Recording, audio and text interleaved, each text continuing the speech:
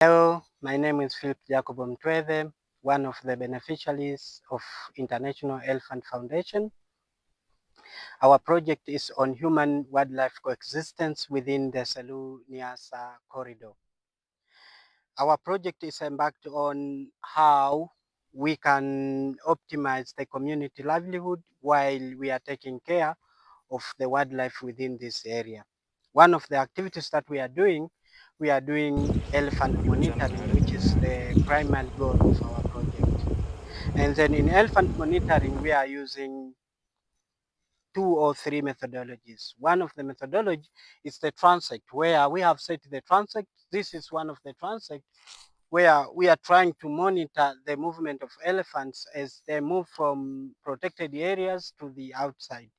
The aim is to quantify how many elephants do get out, and with the intention of understanding whether the elephants that are getting out are the same or are different groups.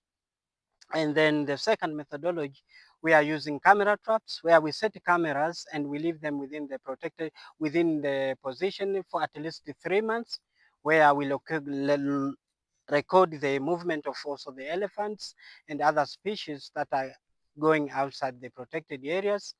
And also we use the communities where they give us information whenever they encounter the elephants getting out. So we do both quantification of the loss that is happening within the area where the elephants are or other wildlife. And then we try to extrapolate, like if it is from elephants or is from another species. We are also providing environmental education, where we do believe by providing education, we are empowering the communities to know like the importance of having this wildlife, and then the cost, the at least make them get prepared, like there will be the cost as we have the elephants along with us or with other wildlife, but at least we still have the benefit in the future or currently where we can enjoy the presence of this wildlife, including having the tourists around. Unfortunately, this area does not receive any tourists, then it's always very hard to articulate the issues of tourism within this area.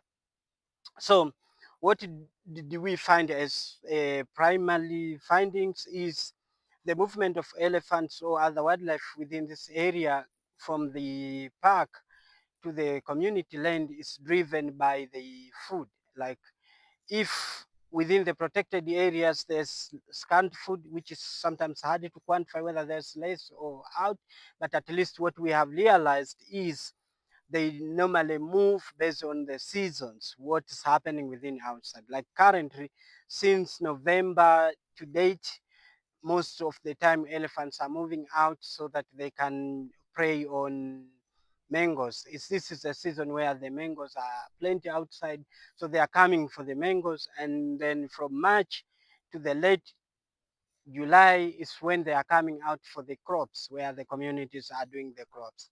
And then from what we have realized over these 3 years, the incidences are increasing. There are two reasons. One is either, as we did the result, we realized the expansion of farmlands outside protected areas is high. When we did the analysis, we realized over the last 24 years, it has been the expansion of farmlands has been more than 3 times. Like what they did cultivate in 2000 has been expanded 3 times more. So this is also questions the issues of human wildlife conflict. And also the other paradigm that makes it more complex is what's happening within the dynamics of forage within the Selous-Niassa or Nyerere National Park and the Niassa Reserve. Because sometimes, because these elephants that are staying within these protected areas or within these corridors emanate from either Selous-Niassa or Nyerere National Park or Niassa Reserve. So what's happening within the Niassa Reserve or Selous Game Reserve is what will be the fruit within these corridors. So as we speak, we are trying to work hard to find the best solutions that could at least help us reduce the issues of human-elephant conflicts within these areas. Currently, we have realized maybe we need to shift from using the presence of artificial intelligence, the use of new technologies in monitoring this species. Maybe it would be an additional way that, because the most big challenge is communities getting information, like prior information, before the animals get to the farm, rather than when the animals are already in the farm and then we are there just collecting the data. This changes the whole perspective. It looks like we are only interested in research rather than protecting their farms. So currently we are trying to figure it out, finding the best ways that at least could offer this changes the whole perspective. It looks like we are only interested in research rather than protecting their farms. So currently we are trying to figure it out, finding the best ways that at least could offer this changes the whole instant information before the elephants leaves the protected areas. So we have earmarked majority of the corridors where the elephants get out, despite the areas being large, but there are some of the areas that are prime where the elephants normally get out.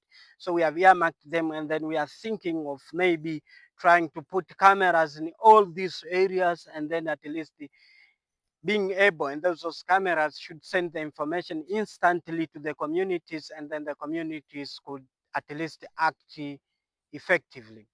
Thank you very much for the International Elephant Foundation. They have offered us an opportunity to learn and do all these things.